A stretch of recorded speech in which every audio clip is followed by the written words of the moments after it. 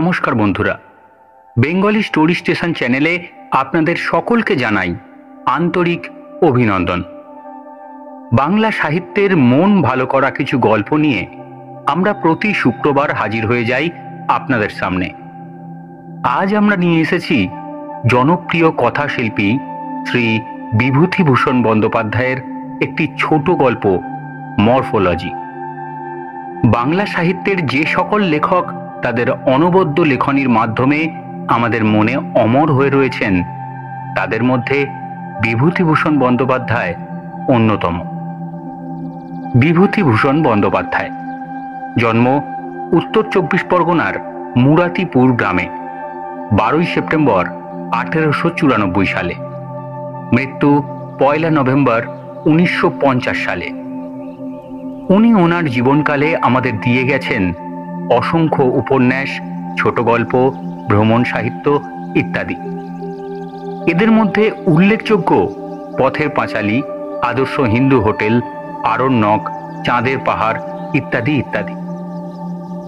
আজকের গল্প পাঠ ও পরিবেশনা যদি আপনাদের ভালো লাগে তাহলে সাবস্ক্রাইব করতে ভুলবেন না বেঙ্গলি স্টোরি স্টেশন চ্যানেলকে। মনে রাখবেন, Bengali story station, your story partner. শুরু হচ্ছে আজকের গল্প মরফোলজি।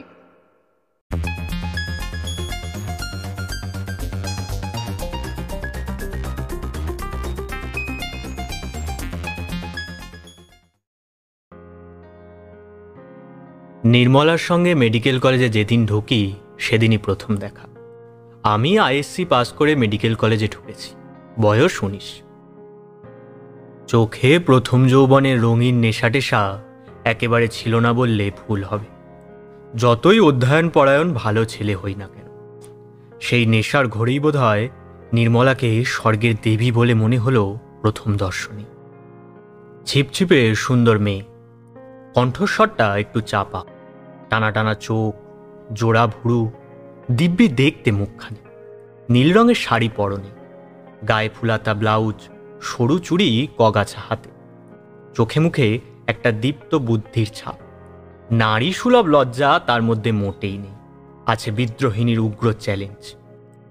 আমার মনে হতো ও সতর্ক ও সজাগ দৃষ্টি পুরুষজাতকে চ্যালেঞ্জ করছে যে আমার সঙ্গে বেশি ঘনিষ্ঠতা করতে এসো না। আমি সে ধরনের মেয়ে নই, খবরদার। সেজন্যই যত দিন যেতে লাগলো তত আমি ওর দিকে বেশি আকৃষ্ট হয়ে পড়তে লাগলাম। তখন জানি না যে আমার জীবনটা একেবারে মাটি করে দেওয়ার জন্যে ও এসেছে। কার জন্যে আজ আমি এই 45 বছরের প্রৌঢ়তায় পদার্পণ করেও অকৃতদার, সন্তান সন্ততিহীন, ছন্ন ছাড়া, লক্ষ্মী ছাড়া মানুষ। কার জন্যে সারা জীবন তৃপ্তি পেলুম, সুখ পেলুম না। আপনার বলতে কাউকে পেলুম না। টাকা রোজগার করতে হয়, করে যাচ্ছি। খেতে হয়, খেয়ে যাচ্ছি। কলেজে অধ্যাপনা করতে হয়, করে যাচ্ছি। জীবনের না আছে কোনো উদ্দেশ্য, না আছে কোনো অবলম্বন।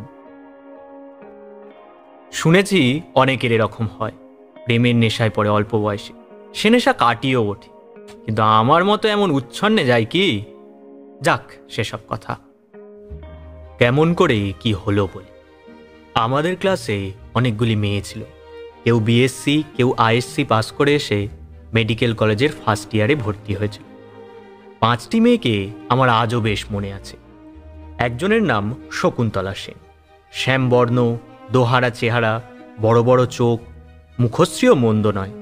হাতের কবজির কাজটা বড্ড মোটা বলে মনে হতো। শকুন্তলা ছিল বড় শান্ত মেয়ে, কোনো দিকে চাইত না। এক মনে প্রফেসরের বক্তৃতা শুনে নোট করে যেত। একজনের নাম সুনীতি, তার উপাধি আমার মনে নেই। ওর রং ছিল খুব ফর্সা, গোল চাঁদের মতো মুখখানা, ফ্ল্যাট টাইপের মেয়ে। ক্লাসের ছেলেদের নাচিয়ে নিয়ে বেড়াত। একটির নাম ছিল মহামায়া বন্দ্যোপাধ্যায়। সেকেলে নাম, কিন্তু বড্ড একেলে মেয়ে। সুন্দরী হিসেবে মন্দ নয়। অতি চমৎকার গঠন, পরিপাট্য শরীরের, খুব শৌখিন, চোখে চশমা, কথায় কথায় হেসে লুটিয়ে পড়ত। এটিও ফ্ল্যাট টাইপের মেয়ে। মহামায়ার সঙ্গে একসঙ্গে আসত। ওরই কিরকম বোন হয়, চপলা বন্দ্যোপাধ্যায়। দেখতে শুনতে মহামায়ার চেয়েও ভালো, কিন্তু বড় নিরীহ, ভালো মানুষ। 7 চড়ে কথা বেরোতো না। আরেকটি গরিব ঘরের মেয়ে ছিল, ওর নাম বেলা চক্রবর্তী। মোটা সোটা, ফর্সা, সাদাসিধে সুতির শাড়ি পরে আসতো, সাদা ব্লাউজ, ফুলহাতা। সকলের সঙ্গেই মিশত, সকলের সঙ্গেই হেসে কথা বলত। বুদ্ধিশুদ্ধি একটু কম বলেই মনে হতো। এদের সকলেরই বয়স 19-20-র মধ্যে। সেদিক থেকে আমরা প্রায় সকলের সমবয়সী। 1-8 বছরের বেশি বা কম এক শকুন্তলা ছাড়া। তার বয়স ছিল আমাদের চেয়ে 3-4 বছর বেশি। আমরা আড়ালে নিজেদের মধ্যে বলতাম শকুন্তলাদি। যেমন হয়ে থাকে, ক্লাস শুদ্ধ ছেলে ঝুঁকে পড়ল মেয়েদের দিকে, যে যার সঙ্গে জমিয়ে নিতে পারে প্রাণপণে চেষ্টা করতে লাগে। মাস 2 অগ্রসর হয়নি। First year MB class. এরই মধ্যে বেঁধে গেল প্রণয়ের জন্যে প্রতিদ্বন্দ্বিতা, ঝগড়া, রেষারেষি। এক মেয়ের পিছনে 4-5টি বা ততোধিক ছেলে। থার্ড ইয়ার ক্লাসে সেবার বিখ্যাত সুন্দরী ফিরিঙ্গি মেয়ে মিস ইপস্যাম পড়ত। আমরা কলেজে ঢুকেই শুনি মেডিকেল কলেজ শুদ্ধ ছাত্র, তার জন্য পাগল। এই ফিরিঙ্গি মেয়েটির নাম চিরকাল লেখা থাকা উচিত মেডিকেল কলেজের অলিখিত ইতিহাসে। অন্তত 2টি আত্মহত্যা ও বহু সংখ্যক ছেলের উচ্ছন্নে যাওয়ার জন্য এই মেয়েটি দায়ী। 4-5টি পিতার বিষয় পুত্র কর্তৃক সমর্পিত হয়েছে এই দেবীর বেদিমূলে অর্ঘ্যস্বরূপ, তবুও এর আকাঙ্ক্ষা মেটেনি। আমি মিস ইপস্যামকে দেখলাম কলেজের বার্ষিক উৎসবে ছাত্রীদের গ্যালারিতে। এই প্রথম তাকে দেখি। খুব চটকদার, সুন্দরী বটে। বয়স 22-এর বেশি নয়, বিদ্যুৎলতা। তাকে আমি দূর থেকে দেখেছি এই পর্যন্ত। আরও অনেকবার দেখেছি লম্বা করিডরে পাশ কাটিয়ে চলে যেতে। কিন্তু ফার্স্ট ইয়ারের ছেলেদের সঙ্গে কথা বলার বা নট করবার মতো সহৃদয়তা মিস ইপস্যামের ছিল না। ফার্স্ট বা সেকেন্ড ইয়ারের কোনো ছেলেকে সে পুঁছত না। কেনই বা পুঁছবে? তার স্তাবকবর্গের মধ্যে পাশ করা হাউস সার্জেনরাও ছিল, উচ্চ ক্লাসের ধনী ছাত্র ছিল, শোনা যায় 2-1 অধ্যাপকও ছিলেন। আমি ছিলাম লাজুক ও গম্ভীর প্রকৃতির, আইএসসিতে স্কলারশিপ পাওয়া ছাত্র। লেখাপড়া ছাড়া আর কিছুই বুঝতাম না। মেয়েদের সসংকোচে পাশ কাটিয়ে যেতেই চিরদিন অভ্যস্ত। লজ্জায় চোখ তুলে অপরিচিতা মেয়েদের দিকে চাওয়া ছিল আমার পক্ষে খুব কঠিন ব্যাপার। আজকের দিনের কথা নয়, কথা হচ্ছে আজ থেকে 26 বছর আগের। তখন মেয়েরা বেথুন কলেজ ছাড়া অন্য কোনো কলেজে পড়তো না, আর পড়তো মেডিকেল কলেজে। মেয়েরা তখন অনেক ছাত্রের কাছেই অন্য জাতের জীব বা দেবী টেবি বলে গণ্য হতো। মেডিকেল কলেজে ঢুকে প্রথম সহপাঠিনী রূপে ওদের পেয়ে ছাত্রদল যদি ঝুঁকে পড়েই ওদের দিকে, ওদের নিয়ে যদি বাঁধিয়ে দেয় হুড়োহুড়ি, তবে আশ্চর্যের কথাটা এমন কি, এই আবহাওয়ার মধ্যে আমি ভালো ছেলেরূপে ফার্স্ট ইয়ারের 3-4 মাস দিলাম কাটি। এর মধ্যেই নির্মলাকে নিয়ে ক্লাসে অনেক কিছু হয়ে গিয়েছে। ধনী ছাত্র শশধর মুহুরী নির্মলার সঙ্গে ঘনিষ্ঠতা করবার চেষ্টা করতে গিয়ে সেই চ্যালেঞ্জপূর্ণ উগ্র দৃষ্টির সামনে এতটুকু হয়ে গিয়েছে। আরও কয়েকটি ছাত্র চোখ রাঙানি খেয়েছে রীতিমতো। অথচ ওরাই মহামায়াকে বা সুনীতিকে নিয়ে মোটর বিহার করত, কলেজ রেস্টুরেন্টে নিয়ে গিয়ে একসঙ্গে খেত, গেটের কাছে দাঁড়িয়ে থেকে সঙ্গে করে ট্রামে উঠত। অবশ্য এতে আমার কি ছিল? ক্লাসে এসে নির্মলার দিকে চেয়ে থাকতাম, যখনই সুবিধে হতো চেয়ে দেখবার। ভয় হতো, বুক ঢিপ ঢিপ করত, পাছে নির্মলা কিছু মনে করে। একদিন আমি ওর দিকে চেয়ে আছি, ওর সঙ্গে চোখাচোখি হয়ে গেল। সেও এক অপ্রত্যাশিত ধরনের আশ্চর্য ব্যাপার। আমি ওর দিকে চাইতে গিয়ে দেখি ও আমার দিকে চেয়ে আছে। আমার আগে থেকে ও আমার দিকে চেয়ে আছে। আমার সারা শরীর দিয়ে যেন বিদ্যুৎ খেলে গেল। কেন নির্মলা আমার দিকে চেয়ে আছে? আমাকে কি ওর ভালো লাগে? নইলে কেন আমার দিকে চাইলো? আমার চেহারা বলতো সকলে ভালো। চিরকাল শুনে এসেছি এই কথা আত্মীয় অনাত্মীয় সকলের মুখ থেকে। আয়নায় নিজের চেহারা দেখেও খারাপ মনে হয়নি কোনোদিন। দেখতে ভালো বলে বিয়ের সম্বন্ধ দু একটা আসতে আরম্ভ করেছিল বড় ঘর থেকে। আমাদের অবস্থাটা ভালো, কলকাতায় 3-4খানা বাড়ি, ভাড়া থেকে মাসিক আয় হতো মন্দ নয়। তারপর আমিও স্কলারশিপ পাওয়া ছেলে, পড়াশুনোয় নাম করা ভালো ছেলে, বিয়ের সম্বন্ধ আসবার অপরাধ কি? একদিনের কথা আমার আজও মনে আছে। শ্রাবণ মাসের দিন, কেমিস্ট্রি ক্লাস থেকে বেরিয়ে মাঠে নেমেছি। উদ্দেশ্য কলেজ রেস্টুরেন্ট থেকে এক পেয়ালা চা খেয়ে নেব। এমন সময়ে হঠাৎ আমার পেছনে কে মৃদুস্বরে ডাকলো, শুনুন। আমি চমকে উঠে পিছনে চাইলাম। নির্মলা, নির্মলা আমায় ডাকছে।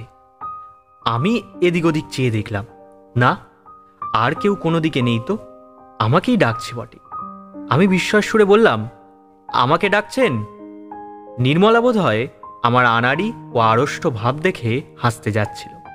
হাসির রেখা ওর মুখে ফুটে ওঠে তক্ষুনি মিলিয়ে গেল। আপনাকেই ডাকছি। ও, বলুন। আপনি প্রফেসর গুপ্তের নোট টুকেছেন? হ্যাঁ, টুকেছি। খাতাটা কাইন্ডলি দেবেন একদিনের জন্যে, কালই ফেরত দেব। নিশ্চয়ই নিশ্চয়ই, এই নিন, আপনি যে কদিন ইচ্ছে রাখতে পারেন। না না, কালই ফেরত দেব। থ্যাঙ্কস। আমি যে সময় ওর হাতে খাতা দিচ্ছি, ঠিক সেই সময় আমাদের ক্লাসের বিশ্ব বখাটে ছোকরা সোমেশ্বর গুহ ঠাকুরতা অদূরে আবির্ভূত হলো। কোথা থেকে কি জানি, পায়ের শব্দে নির্মলা খাতা নিতে নিতে যেন চমকে উঠে পিছনে ফিরে তাকালো। পরক্ষণেই খাতা নিয়ে আর কোনো কথা না বলে হনহন করে চলে গেল। সোমেশ্বর আমার কাছে এসে দাঁত বের করে হেসে বলল, কি বাবা, ভালো ছেলে, ডুবে ডুবে জল খাওয়া? আমার রাগ হলো, লজ্জাও হলো। সোমেশ্বরের সঙ্গে আমার এমন কিছু ঘনিষ্ঠতাও নেই। অত ঘন ঘন সিগারেট খাওয়া দেখে আমি ওর সঙ্গে ঘনিষ্ঠভাবে আলাপ করতে ঘৃণা করতাম। ওরাও ভালো ছেলে বলে আমায় ঘৃণা করত। সব কলেজেই বখাটে ছেলেরা ভালো ছেলেদের ঘৃণা করে থাকে। আমি বললাম, কি? মানে ধরে ফেলেছি, নির্মলা সরকারের সঙ্গে জমালে কবে থেকে তলায় তলায়? বাবা, হাতে হাতে ধরে ফেলেছি আজ। কি বলছেন বাজে কথা? উনি আমার কাছে আজই কেমিস্ট্রির নোট চেয়ে নিলেন। আজই মানে আজই? সোমেশ্বর শর্মা যেদিন দেখে ফেলেছে সেই দিনই? সত্যি বলছি। বেশ বাবা বেশ, তবে বলে দিচ্ছি, বেশি ওদিকে নজর দিও না। হরিপ্রসাদকে চেনো তো? হরিপ্রসাদ ডুয়েল লড়বে তোমার সঙ্গে। সে বড়লোকের ছেলে, নির্মলার জন্য সে নিজের জমিদারি বিলিয়ে দেবে বলেছে। পয়সা খরচ করতে সে পিছু করবে না। বাপের জমিদারি আমারও আছে, জেনে রাখবেন। কথা শেষ করে আমি রেস্টুরেন্টের দিকে চলে গেলাম। ওদের মতো ছেলের সঙ্গে দাঁড়িয়ে কথা কাটাকাটি করতে আমি ঘৃণা বোধ করি। কলেজ থেকে বের হয়ে একটা নির্জন স্থান খুঁজতে খুঁজতে চলে গেলাম গড়ের মাঠে। চিনে বাদাম চেবাতে চেবাতে কতক্ষণ ভাবলাম আজকের কথাটা। নির্মলা সরকার কি ধরনের মেয়ে আমি জানি। সে দেবী, আমার চোখে অতি পবিত্র। তার নামে কেউ কিছু বললে আমার সহ্য হয় না। এত মেয়ে তো আছে কলেজে, কিন্তু ওকে আমার এত ভালো লাগে কেন? এর জবাব নেই। সেই নির্মলা আজ আমার সঙ্গে কথা বলেছে নিজের থেকে। নোট চেয়ে নিয়ে গেল। কেন আমারই নোট নিয়ে গেল? কলেজে তো কত ছেলে রয়েছে, ভালো ছেলে বলে নিয়ে থাকে যদি। মধুপ্রসাদ বা মাধবপ্রসাদ বলে একটি জৈন ছাত্র নাকি আমার চেয়েও ভালো। অবশ্য এটা শুনেছি আমি তাদের কাছে, যারা ক্লাসে আমাকে হেয় প্রতিপন্ন করতে পারলে খুশি হয়। যাই হোক, সে রয়েছে তো। আজকে সুন্দর দিনটা আমার, কার মুখ দেখে না জানি উঠেছিলাম। পরদিন রবিবার, নেশার ঘোরে সারা দিন কেটে গেল। আমার মনে সেই এক ভাবনা, নির্মলা আমার সঙ্গে ডেকে কথা বলেছে, ওর সঙ্গে আর দেখা হবে না। চলে যাব বহুদূর বিদেশে। অনেকদিন পরে ফিরে আসব, ওকে দেখিয়ে দেব আমি কত বড় ত্যাগী। হঠাৎ আমায় দেখে ও অবাক হয়ে যাবে। এসব সংকল্প অবশ্য সংকল্পই থেকে গেল। সোমবার ক্লাসে আবার ওর সঙ্গে দেখা হলো। সহজভাবেই ও আমার খাতা ফেরত দিল এবং আমিও সহজভাবে নিলাম। এরপর মাঝে মাঝে ও আমার কাছ থেকে খাতা নিয়ে যায়, আবার ফেরতও দেয় 2-3 দিন পরে। আমি ভাবি ওকে একদিন নির্জনে দেখা করতে বলব, কিন্তু খাতা ফেরত নেবার সময় মুখ শুকিয়ে যায়, বুক ঢিপ ঢিপ করে, কোনো কথাই মুখ দিয়ে বেরোয় না, কোনো একটি কথাও বেরোয় না। সহজভাবে আমি ওর সঙ্গে ব্যবহার করতে পারি না দেখলাম। সহজভাবে চলতে চেষ্টা করি, বাইরে দেখাই সম্পূর্ণ সহজভাবে চলছে, কিন্তু ভেতরে ভেতরে ভয়ানক আড়ষ্ট ও মুখচোরা হয়ে যায়। জিভ শুকিয়ে আসে, কেন কে বলবে। বুকের ঢিপ ঢিপ শব্দ যেন ও শুনতে পাবে মনে হয়। কিসের একটা ঢেউ গলা পর্যন্ত পৌঁছে গলার স্বর আটকে দেয়। গোটা ফার্স্ট ইয়ার এভাবে কেটে গেল। অন্য কোনো মেয়ের দিকে আমার মন নেই। তাদের মধ্যে অনেকে কথা বলে আমার সঙ্গে, অত্যন্ত সহজভাবে তাদের সঙ্গে মিশি। দু একজনকে চাও খাওয়াই কলেজের মধ্যে ও বাইরে, কিন্তু নির্মলার বেলা সব গোলমাল হয়ে যায়। কিন্তু এসব তো সাধারণ কথা। আসল ব্যাপার হচ্ছে আমার প্রতিদিনের ভীষণ বেদনা ও মনোকষ্ট। সে যন্ত্রণা দিন দিন আমার বাড়ছে, ভেতরে ভেতরে শুকিয়ে যাচ্ছি, অথচ কাউকে বলতে পারি না সে দারুণ যন্ত্রণা।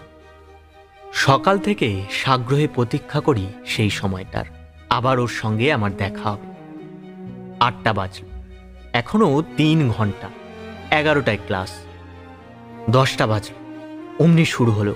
কিছুতেই মনকে শান্ত করতে পারি না। প্রতিদিন ভাবি আজ কলেজে গিয়ে ওর সঙ্গে সব কথা খুলে বলবো, কিন্তু আশা করি ও আজ হয়তো আমাকে বলবে, চলুন আপনিও আমি বেরিয়ে আসি। কিছুই ঘটে না কোনোদিন। কি যে সব যন্ত্রণার দিন আমার গিয়েছে, এখন মনে করলে আমার হৃদকম্প হয়। ভগবানের কাছে বলি অমন অবস্থা যেন অতি বড় শত্রুরও না হয়। পুরো 1.5 বৎসর সহ্য করলাম সে যন্ত্রণা। সেকেন্ড ইয়ারে উঠে ঠিক করলাম মেডিকেল কলেজ ছেড়ে দেব। এরকম যন্ত্রণা আর বেশি দিন সহ্য করতে পারবো না।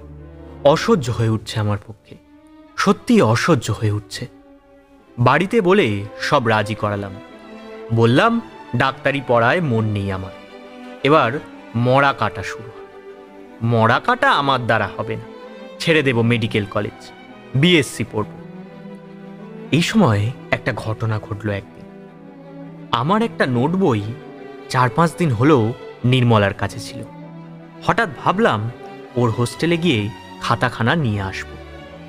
খুব দুঃসাহসিক সংকল্প। মেডিকেল কলেজের কম্পাউন্ডের মধ্যেই মেয়েদের হোস্টেল। বেলা তখন 4:30।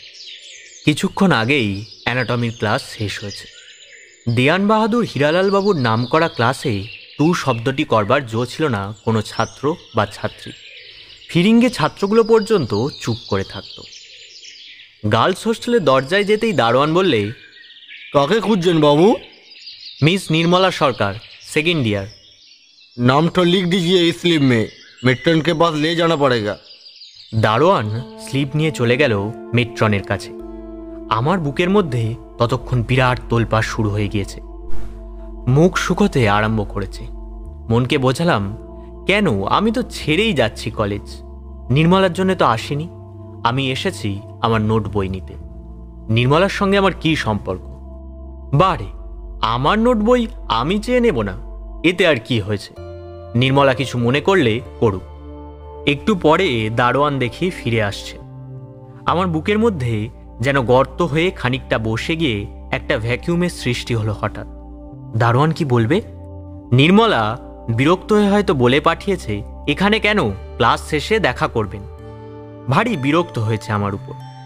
আমার নোট বইয়ে আমার দরকার থাকতে পারে না? জরুরি দরকার থাকতে পারে না? তুমি এনেছিলে কেন আমার নোট বই? आइए बाबू, विजिटर्स रूम में बैठिए। ভিজিটার্স রুমে বসতে বলল যে?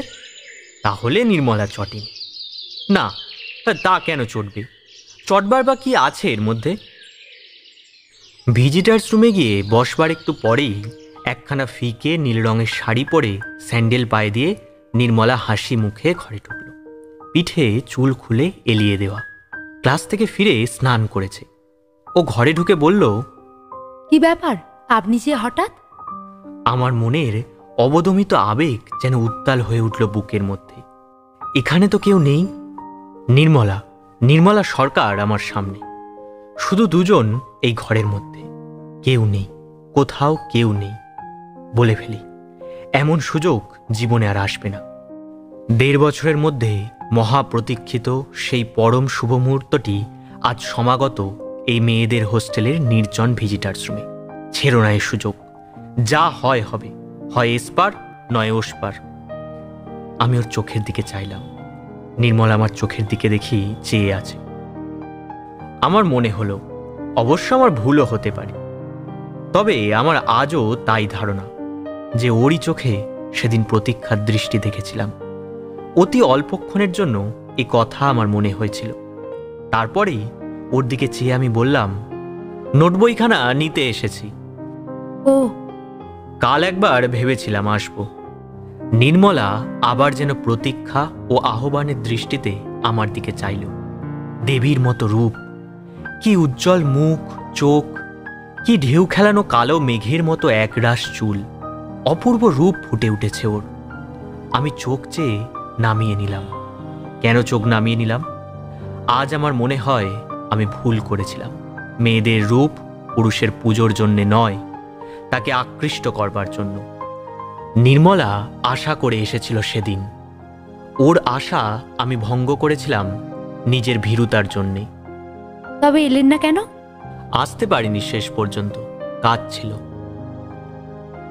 আরেকটি আশ্চর্য কথা ও বলল। সে কথাও যে ও আমাকে বলবে এমন আশা করিনি। তবুও বলি, এ কথার গুরুত্ব তখন তত বুঝিনি, পরে যত বুঝেছিলাম। কাজ থাকলে বুঝি আমার কাছে আসা যায় না? আমি শুধু বোকার মতো হাসলাম। নির্মলা আবার বললে, বলুন না। না না, তাই দেরি হয়ে গেল কিনা। আমার উত্তরের বিশেষ কোনো মানে হয় না, অসংবদ্ধ প্রলাপ। কিসের দেরি হয়ে গেল? না, দেরি হয়নি, এমনি বলছি। আপনি অদ্ভুত লোক। কেন? কেন? আপনাকে কি বোঝাবো, নিজে বুঝতে পারেন না? বসুন, আমি খাতাটা আনি। আমি তো বুঝতে পারলাম না কিসে আমি অদ্ভুত লোক হলাম। নির্মলার এ কথার মানে কি? একটু পরে ও ফিরে এলো। এসে একটা অদ্ভুত কাণ্ড করল। খাতাখানা আমার হাতে দিয়ে হঠাৎ ঈষৎ নিচু হয়ে যেন আমার দিকে এগিয়ে ঝুঁকে পড়ে আমার মুখের ওপর দৃষ্টিপাত করে মুখ সরিয়ে নিল। আর মুখ ফিরিয়ে নিয়েই সরে গেল এবং খিলখিল করে হেসে উঠল। আমার মাথা ঘুরে উঠল। গম্ভীর ও সংযত মেয়ে নির্মলা ক্লাসের মধ্যে, তার এ কি লীলা! আমি খাতা হাতে নিয়ে উঠে বললাম, তবে আজ আসি। নির্মলার মুখের হাসি মিলিয়ে গেল। বলল, বসুন না। যাই, বেলা হয়ে গিয়েছে, কাজ আছে বাড়িতে। চললেন তাহলে? ডিসেকশন রুমে দেখা হবে কাল তো? হ্যাঁ, যাই। কাল ডিসেকশন রুমে আসবেন তো ঠিক? আসবো। নির্মলা ফটক পর্যন্ত এগিয়ে এলো।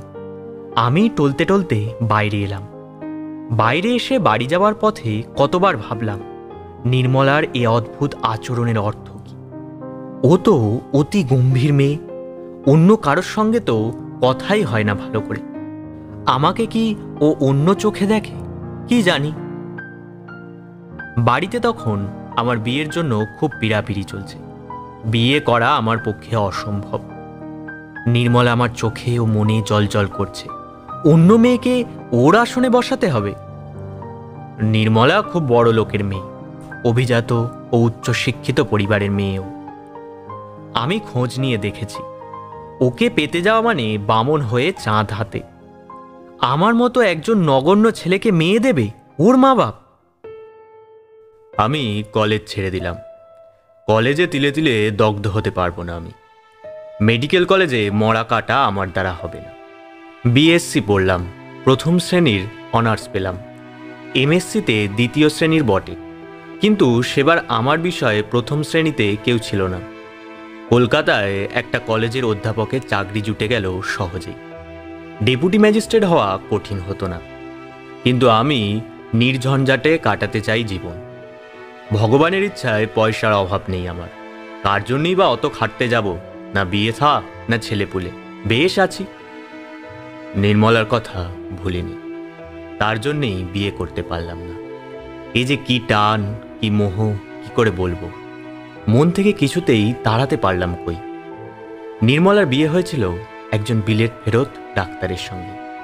নিজে সে একজন লেডি ডাক্তার। একবার তার সঙ্গে দেখা হয়েছিল। কিভাবে তা বলি। লেডি ডাবরিন হাসপাতালে নির্মলা তখন কাজ করে, আমি জানতাম। রোজ কলেজ থেকে বেরিয়ে লেডি ডাবরিন হাসপাতালের কাছে এসে মুখ উঁচু করে দাঁড়াই, সম্পূর্ণ অকারণে। কেন দাঁড়াই নিজেই তা জানি না। কলেজের ছুটির পর পা দুখানার গতি হয় লেডি ডাবরিন হাসপাতালের দিকে, আপনিই হয়। যে সময়ের কথা বলছি তখনও নির্মলার বিবাহ হয়নি। একদিন ওই রকম অভ্যেস মতো এসে দাঁড়িয়েছি স্টক লেনে, হাসপাতালের ঠিক নিচে। এমন সময় এলো বর্ষা। সেটা ছিল আশ্বিন মাস। আমার কাছে ছাতা নেই, ছাতা পাওয়া আমার অভ্যেস নেই। দাঁড়িয়ে ভিজছি, সরে যেতে ইচ্ছে করছে না।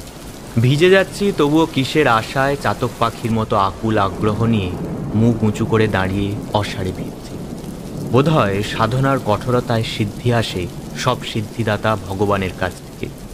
তিনি দক্ষিণ পানি প্রসারিত করে অকপট সাধনার ফল হাতে হাতে দেন। তাই সব সাধনার এত নাম আমাদের দেশে, রাতারাতি সিদ্ধি লাভ।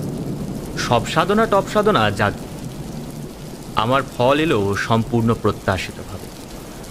এখনও তা ভেবে অবাক হয়ে যায়। হঠাৎ রাস্তার দিকে জানালা খুলে গেল হাসপাতালের দোতলায়। একটি মেয়ে উঁকি মেরে রাস্তায় আমায় দাঁড়িয়ে থাকা অবস্থায় দেখল। আমি চিনলাম সে নির্মলা। নির্মলা কিন্তু আমাকে একবার দেখেই হাত দিয়ে এগিয়ে যেতে ইঙ্গিত করেই জানালা থেকে তক্ষুনি সরে গেল। আমি তো অবাক। আমার রক্ত তখন দ্রুত স্রোতে বুকের দিকে ঠেলে উঠছে। আমি তাড়াতাড়ি এগিয়ে গেলাম। হাসপাতালের গেটের কাছে নির্মলা দাঁড়িয়ে আছে, হাতে একটা ছাতা। আমি এগিয়ে গেলাম। কতকাল পরে দেখা। ও হাত জোর করে বললে, নমস্কার, কোথায় আছেন, কি করছেন? কতদিন পরে দেখা। হ্যাঁ তাই। কি করছেন আজকাল?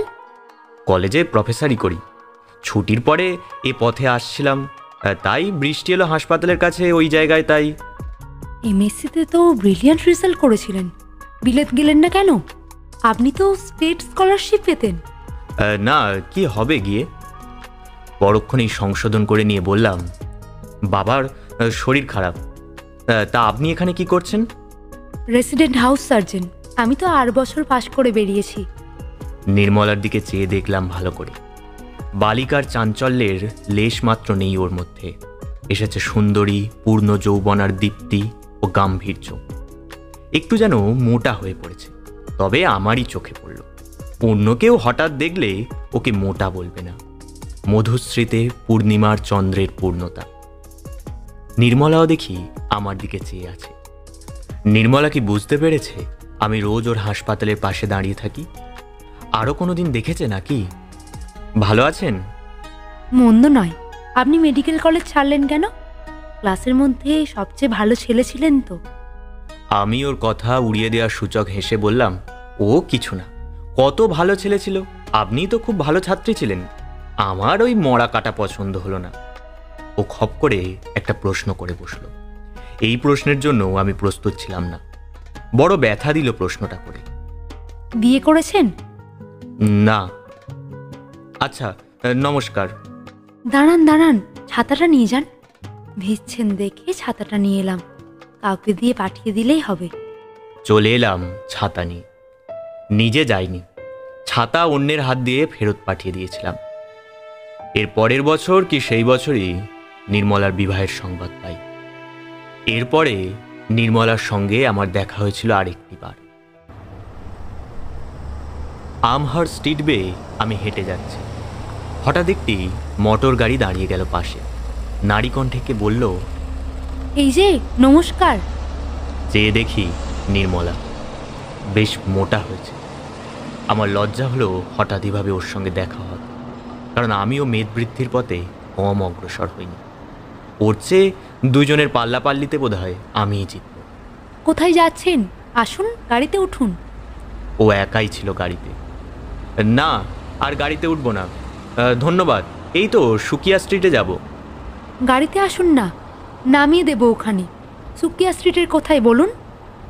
না না, থাক, থ্যাঙ্কস। এই তো পাশের গলি, মোড়ের মাথায়, আর কতটুকু।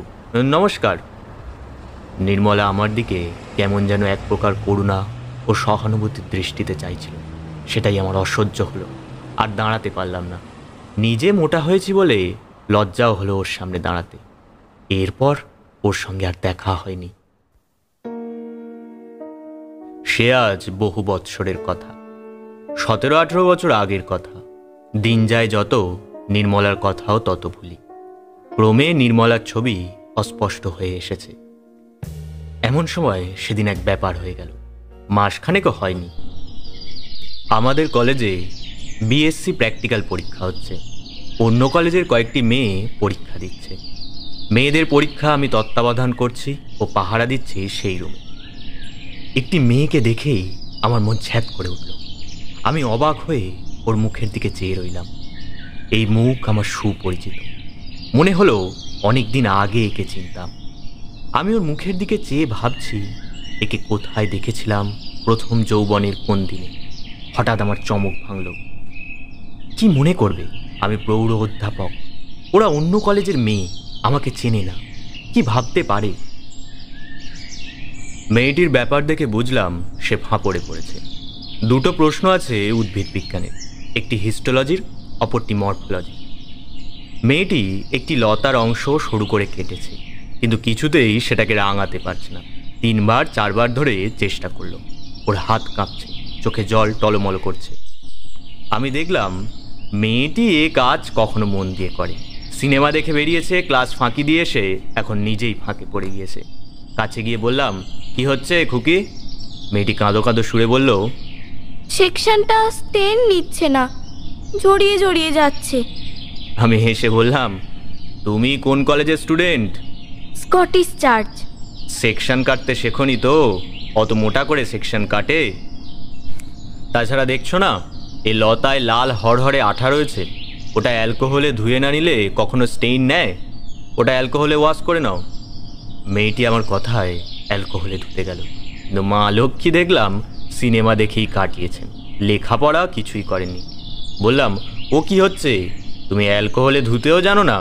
গ্রেডে তোলো, নইলে সেকশনটা গুলিয়ে যাবে যে। আগে 20, তারপরে 50, তারপরে 70, তারপরে 90, তারপর অ্যাবসলিউট অ্যালকোহল তোলো। কেন, লাইজল দিয়ে ধুয়ে ফেলবো না? পাগল, লাইজল দিয়ে ধোবে কেন? অ্যাবসলিউট অ্যালকোহল আগে তোলো। ওর হাত কাঁপছে, কখনো এ কাজ করেনি। গ্রেডে তোলা কাকে বলে তাই ভালো করে শেখেনি হাতে কলমে করতে। আমার মায়া হলো। বললাম, ছেড়ে দাও খুকি, তুমি মরফোলজির কোয়েশ্চেনটা ট্রাই করো, আমি দেখছি। আমি ল্যাবরেটরির হেড অ্যাসিস্ট্যান্ট নরেনকে ডাকলাম। নরেন আমারই ছাত্র, প্র্যাকটিক্যালে তুখর। তাকে বললাম, নরেন, এই সেকশনটা মাউন্ট করে নিয়ে এসে দাও তো। নরেন আমার মুখের দিকে চেয়ে সেকশনটা হাতে নিয়ে চলে গেল। হয়তো ভাবলো প্রৌঢ় অধ্যাপকের এ দুর্বলতা কেন, সুন্দরী মেয়ে দেখে তাকে পরীক্ষায় বেআইনি সাহায্য করছেন। একটু পরে নরেন বেশ চমৎকারভাবে নিপুণ হাতে সেকশনটা স্লাইডের ওপর বসিয়ে কানাদা বাল্লাম দিয়ে বন্ধ করে আমার হাতে এনে দিল। আমি নিয়ে গিয়ে বললাম, এই নাও খুকি। তার প্রশ্নের উত্তর বেআইনিভাবে পেয়ে মেয়েটি কৃতজ্ঞতামূলক হাসলে। অনেক দিন আগে এ হাসি কোথায় দেখেছি? এ হাসি আমার কুয়াশাচ্ছন্ন জীবন দিনের প্রথম অরুণ রাগের হাসি। বিস্তৃত অরুণ রাগের সে শুভক্ষণটি আজও কি ভুলেছি? মৃদু কৌতূহলের সুরে প্রশ্ন করলাম, তোমার নাম তো নীলিমা বসু লেখা রয়েছে, তোমার বাড়ি কোথায়? লোয়ার সার্কুলার রোডে। ডাক্তার বিভাস বসুকে চেনেন? Doctor B Basu, eye specialist? হ্যাঁ, তিনিই আমার বাবা। ও, আমার মাথা ঘুরে উঠল। ডাক্তার বিভাস বসু, নির্মলার স্বামী। মেয়েটি হেসে বলল, আসবেন আমাদের বাড়ি, বাবা বড় খুশি হবেন।